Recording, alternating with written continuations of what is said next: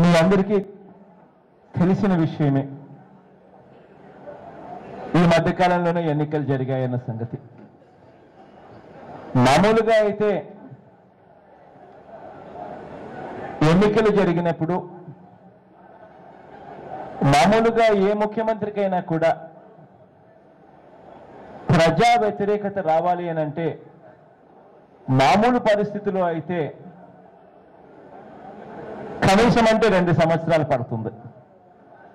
కానీ మన రాష్ట్రంలో మాత్రం ప్రత్యేక పరిస్థితులు నెలకొని ఉన్నాయి. ఆ ప్రత్యేక పరిస్థితులు ఎలా ఉన్నాయి అని అంటే చంద్రబాబు నాయుడు గారు ప్రజలను చేసిన మోసానికి ప్రజలందరూ కూడా ఇవాళ చంద్రబాబు నాయుడు గారి అబద్ధాలకు మోసాలకు విసికెక్కి ప్రజలందరూ కూడా ఇవాళ ప్రజల తరపున నిలబడమని ప్రజల తరపున పోరాటం చేయవలసిందిగా మనందరి మీద కూడా ప్రజలందరూ కూడా ఒత్తిడి తీసుకొస్తా ఉన్న పరిస్థితులు. అందుకనే మామూలుగా అయితే 2 సంవత్సరాలు పడుతుంది ఏ ముఖ్యమంత్రి మీద అయినా కానీ ప్రజా వ్యతిరేకత రావడానికి. కాబట్టి మామూలుగా అయితే 2 సంవత్సరాల తర్వాతనే ప్రజా వ్యతిరేక కార్యక్రమాలు ప్రజా వ్యతిరేక ఉద్యమాలు మనం చేపడతాం. కానీ మన రాష్ట్రంలో ఉన్న ఈ ప్రత్యేక పరిస్థితుల దృష్ట్యా 6 నెలలు కూడా తిరక్క మునిపే మాకొద్దు బాబో ఈ చంద్రబాబు నాయుడు గారి పరిపాలన అని చెప్పి ప్రజలందరూ కూడా ఘోషిస్తా ఉన్న పరిస్థితుల మధ్య మనం కూడా ప్రజలకు తోడుగా నిలబడవలసిన పరిస్థితుల మధ్య మిమ్మల్ని అందరినీ ఇక్కడికి ఆహ్వానించడానికి కారణం మన నియోజకవర్గాలలో ప్రజలకు తోడుగా నిలబడేందుకు ప్రజలకు తరపున మనం ప్రభుత్వాన్ని నిలదీసేందుకు మనం చేయవలసిన పనులు ఏమిటి, మనం ఏ రకంగా ప్రజలకు దగ్గర కాగలుగుతాం, ఏ రకంగా ఇంకా ప్రజలకు మనం తోడుగా నిలబడగలుగుతామని చెప్పి వాటి మీద మీ అందరి సలహాలు మీ అందరి సూచనలు నియోజకవర్గ స్థాయి నుంచి ఏ రకంగా మనం ఇంకా పార్టీని బలోపేతం చేయాలి, ఏ రకంగా ఇంకా ప్రజలకు ఇంకా దగ్గర కావాలి, ఏమేమి కార్యక్రమాలు చేస్తే దగ్గర అవుతాము అన్న సూచనలు సలహాలు మీ అందరి దగ్గర నుంచి తీసుకునేందుకు మీ సూచనలు సలహాలు మీ అందరి దగ్గర నుంచి తెలుసుకునేందుకు ఇవాళ ప్రధానంగా మిమ్మల్ని అందరినీ కూడా ఇక్కడికి ఆహ్వానించడం జరిగింది. ఎన్నికలు జరిగిన సంగతి మీకు తెలుసు. 8 నెలల కిందట ఎన్నికలు జరిగాయి. ఆ ఎన్నికలు ఒక్కసారి వెనక్కి వెళ్ళి ఒక్కసారి మనం అంతా కూడా చూసినట్టయితే ఆ ఎన్నికల్లో ఎలా జరిగాయి, ఆ ఎన్నికల్లో ఏ పార్టీకి ఎన్ని ఓట్లు వచ్చాయని ఒక్కసారి వెనక్కి వెళ్ళి ఒక్కసారి గమనిస్తే మనందరికీ కూడా అర్థమయ్యే విషయాలు ఏమిటి అని అంటే మొన్న జరిగిన 8 నెలల కిందట జరిగిన ఎన్నికల్లో చంద్రబాబు నాయుడు గారి కూటమికి రాష్ట్ర వ్యాప్తంగా 1,35,00,000 ఓట్లు రాష్ట్ర వ్యాప్తంగా వస్తే మనకి ఆ ఎన్నికల్లో 1,30,00,000 మంది ప్రజలు మనల్ని ఆశీర్వదించారు అన్న సంగతి. అంటే మొన్న జరిగిన ఎన్నికల్లో చంద్రబాబు నాయుడు గారి కూటమికి మనకి మధ్య తేడా ఎంతుంది అని ఒక్కసారి చూస్తే కేవలం 5 లక్షల ఓట్లు మాత్రమే తేడా రాష్ట్ర వ్యాప్తంగా కూడా కనిపించింది. ఈ 5 లక్షల ఓట్లు అన్నది నిజంగా పెద్ద తేడా కానే కాదు. ఎందుకు నేను రాష్ట్ర వ్యాప్తంగా చూసినప్పుడు ఈ 5 లక్షల ఓట్లు పెద్ద తేడా కాదు అని ఎందుకు చెప్పగలుగుతున్నాను అని అంటే దానికి కారణం ఏంటంటే ఒక్కసారి మొన్న జరిగిన ఎన్నికల కన్నా కాస్త ముందుకు వెళ్ళి మొన్న కడపలో జరిగిన నా ఉప ఎన్నికలు ఒక్కసారి మీరు గమనించినట్లయితే ఆ కడపలో జరిగిన ఆ ఉప ఎన్నికల్లో ఆ ఒక్క ఎంపీ సెగ్మెంట్లోనే ఆ ఒక్క పార్లమెంట్ సెగ్మెంట్లోనే మన పార్టీకి ఆ రోజు వచ్చిన ఓట్ల మెజారిటీనే 5,45,000 ఓట్ల మెజారిటీ వచ్చింది. అటువంటిది రాష్ట్ర వ్యాప్తంగా చూసినప్పుడు 5 లక్షల ఓట్లు మనకి చంద్రబాబు నాయుడు గారి కూటమికి మధ్య తేడా అన్నది అందుకనే నిజంగా పెద్ద తేడా కానే కాదు అని చెప్పి ఖచ్చితంగా గట్టిగా కూడా చెప్పగలుగుతాం. కానీ ఈ 5,45,000 ఓట్లైనా కూడా చంద్రబాబు నాయుడు గారికి మనకి మధ్య ఆ కూటమికి చంద్రబాబు నాయుడు గారి కూటమికి మనకి మధ్య ఆ తేడా అయినా కూడా ఎందుకు వచ్చింది అని చాలా మందిని అడిగారు. చాలా మందిని చాలా సందర్భాలలో ఎందుకు ఆ మేరకైనా తేడా వచ్చింది, ఎందుకు మనకన్నా చంద్రబాబు నాయుడు గారి కూటమికి 5 లక్షల ఓట్లైనా ఎక్కువ ఎందుకు వచ్చాయని చాలా మందిని అడుగుతూ వచ్చాం. చాలా మందిని అడుగుతూ వస్తూ ఉన్నప్పుడు ప్రధానంగా ప్రతి చోట కూడా వినిపిస్తా ఉన్నది ఏమిటి అని అంటే 2 కారణాలు ప్రధానంగా వినిపించాయి. ఒక కారణం ఏమిటి అని అంటే చంద్రబాబు నాయుడు గారు సాధ్యం కాదు అన్న సంగతి తెలిసి ఉన్నా కూడా చంద్రబాబు నాయుడు గారు రైతుల రుణాలన్నీ కూడా మాఫీ చేస్తాను అని చెప్పి తాను ఆవేళ మాట చెప్పడం, ఆ ఇచ్చిన ఆ మాటలు 87,000 కోట్ల రైతుల రుణాలు ఆ రోజు తాను పూర్తిగా మాఫీ చేస్తాను అని హామీ ఇవ్వడం, ఆ ఇచ్చిన ఆ మాటను కాస్తో కూస్తో రైతులు నమ్మడం, ఆ నమ్మిన ఆ నేపథ్యంలో మనకి చంద్రబాబు నాయుడు గారికి మధ్య కాస్త ఈ తేడా కనిపిస్తూ ఉంది అని ప్రధానంగా ఈ కారణం ఎక్కడ చూసినా కూడా చెప్తూ వచ్చారు. రెండవ కారణం ఈ టౌన్లలోనూ ఈ అర్బన్ ప్లేసెస్లో ఈ టౌన్లలోనూ ముఖ్యంగా కారణం రెండోది ఏం చెప్తా ఉన్నారంటే నరేంద్ర మోడీ గారి గాలి కాస్త కూస్తూ చంద్రబాబు నాయుడు గారికి కలిసి వచ్చింది. ఈ 2 కారణాల వల్ల మనకి చంద్రబాబు నాయుడు గారికి మధ్య తేడా ఆ 5 లక్షల ఓట్లు అని చెప్పి ప్రధానంగా ఈ 2 కారణాలు ఎక్కువగా వినిపించాయి. కానీ ఇక్కడ నేను ఒక్కటి చెప్పాను మీ అందరికీ కూడా, ముఖ్యమంత్రి కావాలి అన్న కోరిక బలంగా ఎవరికైనా ఉంటుంది. చంద్రబాబు నాయుడు గారికైనా కోరిక ఉంటుంది, మనకైనా కోరిక ఉంటుంది, ఇంకొకరికైనా కూడా కోరిక ఉంటుంది. కానీ ముఖ్యమంత్రి కావడం కొరకు ఏ అబద్ధమైనా చెప్పి, ఏ మోసమైనా చేసి, ఏ గడ్డైనా సరే తిని నిజంగా ముఖ్యమంత్రి సీట్లోకి వెళ్ళి మనం కూర్చున్నట్టయితే నిజంగా ప్రజలకు మనం మేలు చేసిన వాళ్ళం అవుతామా అన్నది ఒక్కసారి మనం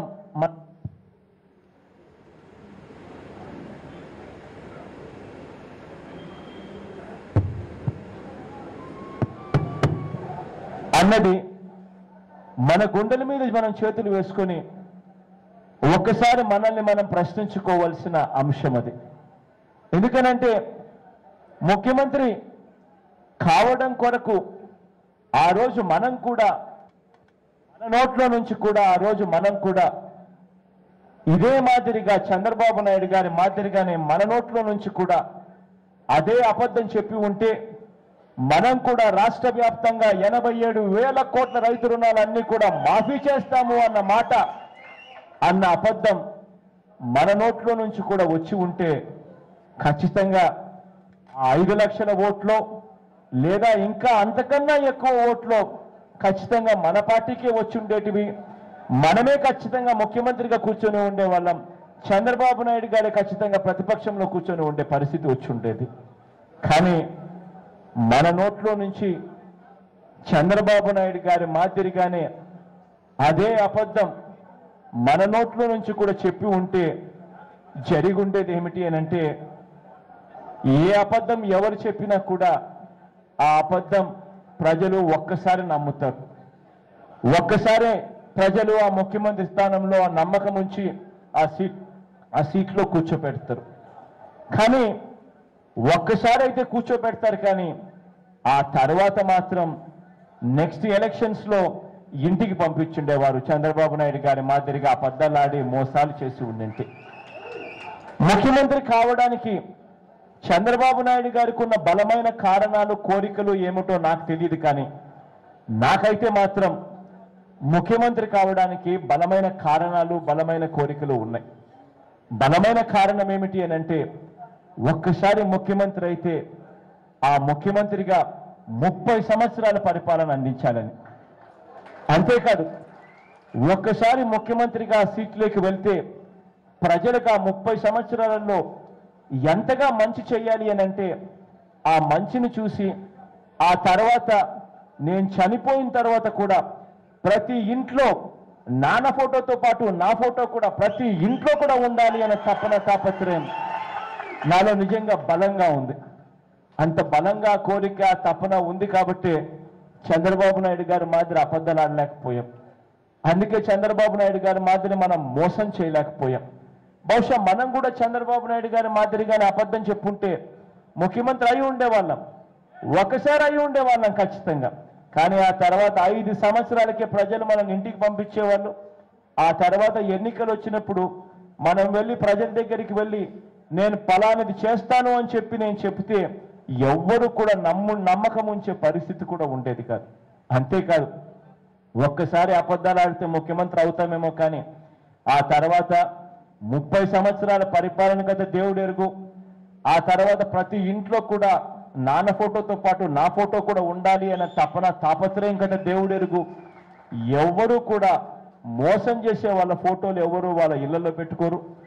అబద్ధాలు చెప్పే వాళ్ళ ఫోటోలు ఎవ్వరూ కూడా వాళ్ళ ఇళ్లలో పెట్టుకునే పరిస్థితి ఉండదు.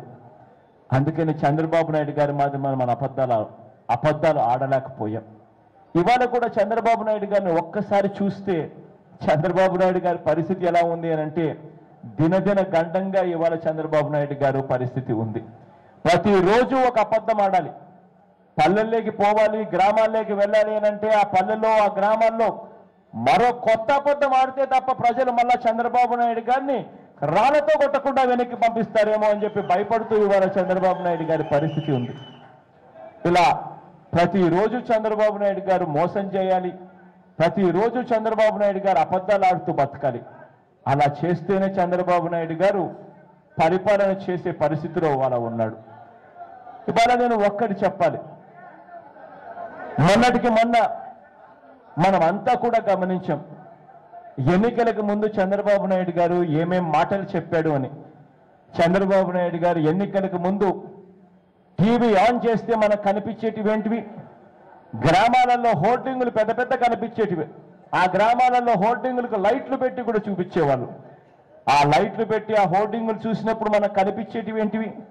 టీవీ ఆన్ చేస్తే మనకు వినిపించేది ఏమిటి అని అంటే మొట్టమొదటగా కనిపించేది ఏమిటి అని అంటే రుణాలన్నీ కూడా మాఫీ కావాలంటే బాబు రావాలి అని చెప్పి కనిపించేది. బంగారం బ్యాంకుల్లో పెట్టారా, ఆ బంగారం అంతా కూడా ఇంటికి రావాలి అని అంటే బాబు ముఖ్యమంత్రి అయితేనే బంగారం ఇంటికి వస్తుంది అన్న అడ్వర్టైజ్మెంట్లు కనిపించేటివి. టీవీ ఆన్ చేస్తే చాలు జాబు కావాలంటే బాబు రావాలి అని చెప్పి పెద్ద పెద్ద అడ్వర్టైజ్మెంట్లు కనిపించేటివి.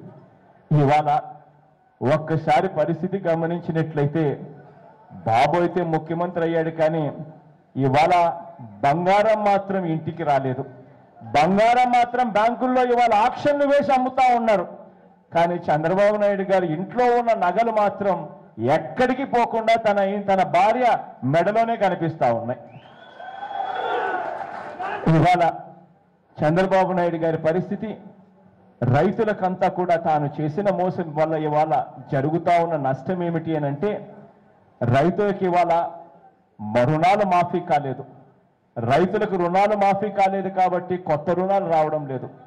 కొత్త రుణాలు రావడం లేదు కాబట్టి పాత రుణాలు మాఫీ కాలేదు కాబట్టి రుణాలు రెన్యువల్ కాలేదు కాబట్టి క్రాప్ ఇన్సూరెన్స్ రాని పరిస్థితిలో రైతులు ఉన్నారు.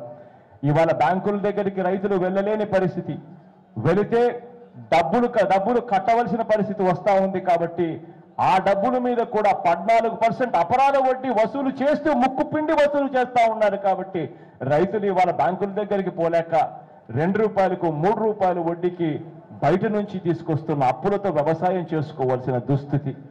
ఇవాళ ఇంతటి దారుణమైన పరిస్థితిలో ఇవాళ రైతు బతుకుతా ఉన్నాడు. డాక్రా అక్కచెల్లెమ్మల పరిస్థితి ఇంకా దయనీయంగా ఉంది. వాళ్ళకు తెలియకుండానే వాళ్ళ పొదుపు అకౌంట్లలో నుంచి డబ్బులు డ్రా చేస్తూ ఉన్నారు. రూపాయి వాళ్ళకి ఇంతకు ముందు పావులా వడ్డీ, దాని తర్వాత పావులా వడ్డీ నుంచి కూడా వడ్డీ లేని రుణాలు అందుకుంటా ఉన్న పరిస్థితుల నుంచి ఇవాళ అపరాధ వడ్డీ 14% అపరాధ వడ్డీ వసూలు, అపరాధాల వడ్డీని కడితే తప్పనిచ్చి రుణాలందరి పరిస్థితిలోకి ఇవాళ అందరూ కూడా వెళ్ళిపోయారు. ఇటువంటి దారుణమైన పరిస్థితి కనిపిస్తా ఉంది.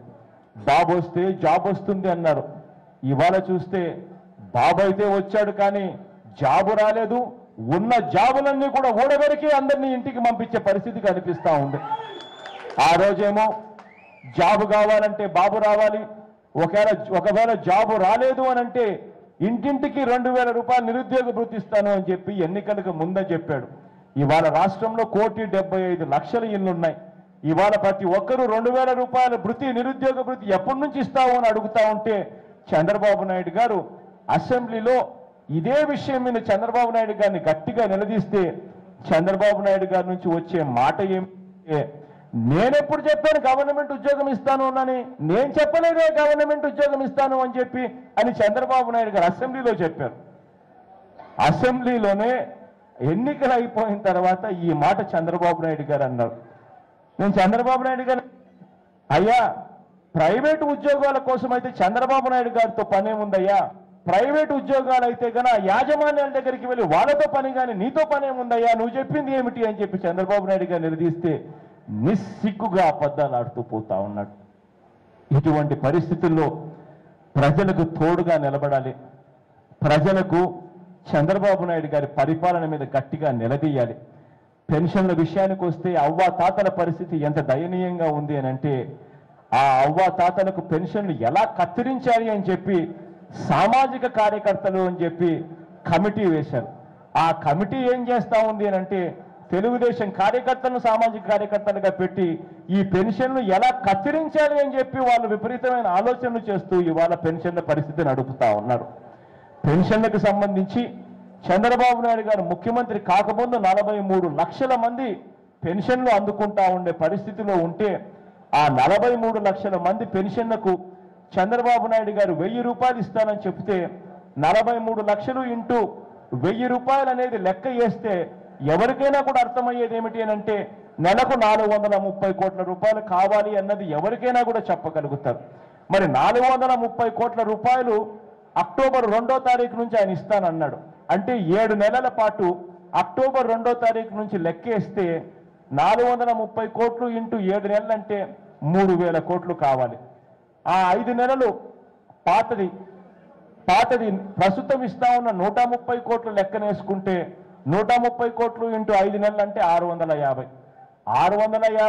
ఈ 3000 రెండు కలిపితే 3700 కోట్లు కావాల్సి వస్తే బడ్జెట్లో చంద్రబాబు నాయుడు గారు కేటాయింపులు చేసింది 1338 కోట్లు మాత్రమే కేటాయింపులు చేసి చేతులు దులుపుకున్నాడు. అంటే దాని అర్థం మిగిలిన 2400 కోట్లు ఆయన చెప్పకనే చెప్తున్నా నేను కత్తిరించబోతున్నాను అని చెప్పి. ఇటువంటి పరిస్థితిలో ఇవాళ చంద్రబాబు నాయుడు గారి పరిపాలన సాగిస్తా ఉన్నారు. ఈ పరిస్థితుల్లో ప్రజలకు తోడుగా నిలబడేందుకు, ప్రజలకు అండగా నిలబడేందుకు మనం ఏమేం కార్యక్రమాలు చేయాలి అన్నది రూపకల్పన చేయాలి. చంద్రబాబు నాయుడు గారు గతంలో కూడా ఇటువంటి అబద్ధాలన్నీ చెప్పి మోసాలు చేసి ఆయన ముఖ్యమంత్రి కాగలిగాడు అని అంటే అది ఒక్క చంద్రబాబు నాయుడు గారి వల్లే జరిగింది కాదు. చేయగలిగాడంటే కారణం చంద్రబాబు నాయుడు గారికి సపోర్టుగా నిలిచిన ఈనాడు, ఆంధ్రజ్యోతి, TV9 వీళ్ళంతా కలిసి ఒక్కటై చంద్రబాబు నాయుడు గారిని భుజాన వేసుకొని ఆయన మోసాలను, అబద్ధాలను ప్రజలను నమ్మించే ప్రయత్నం చేశారు కాబట్టి చంద్రబాబు నాయుడు గారు ముఖ్యమంత్రి సీట్లో కూర్చొని ఉన్నారు. నిజంగా మనకైతే చంద్రబాబు నాయుడు గారి మాదిరి ఈనాడు లేదు, ఆంధ్రజ్యోతి లేదు, TV9 లేదు. రేపొద్దున కూడా వీళ్ళే చంద్రబాబు నాయుడు గారిని మళ్ళీ వెనకేసుకొని కూడా వస్తారు అన్న సంగతి కూడా మనకందరికీ తెలుసు. రేపొద్దున ఇదే ఈనాడు, ఇదే ఆంధ్రజ్యోతి, ఇదే TV9 చంద్రబాబు నాయుడు గారిని వెనకేసుకొచ్చే దానికోసం వీళ్ళంతా కలిసి ఏం చెప్తారో తెలుసా? చంద్రబాబు నాయుడు గారు మంచోడే, చంద్రబాబు నాయుడు గారు మంచోడే, చంద్రబాబు నాయుడు గారు రుణాలన్నీ మాఫీ చేయాలని కూడా అనుకున్నాడు. కానీ బ్యాంకులు ఒప్పుకోవడం లేదు, ఢిల్లీ ఒప్పుకోవడం లేదు, కేంద్రం ఒప్పుకోవడం లేదు కాబట్టి ఆయన చేయలేకపోతున్నాడు అని చెప్పి మళ్ళీ ఇదే ఈనాడు, ఇదే ఆంధ్రజ్యోతి, ఇదే TV9 మళ్ళీ చంద్రబాబు నాయుడు గారిని వెనకేసుకొని కూడా వస్తాయి. మనకు ఇంతకు ముందు చెప్పినట్టుగా వీళ్ళెవ్వరూ మనకు తోడుగా లేరు.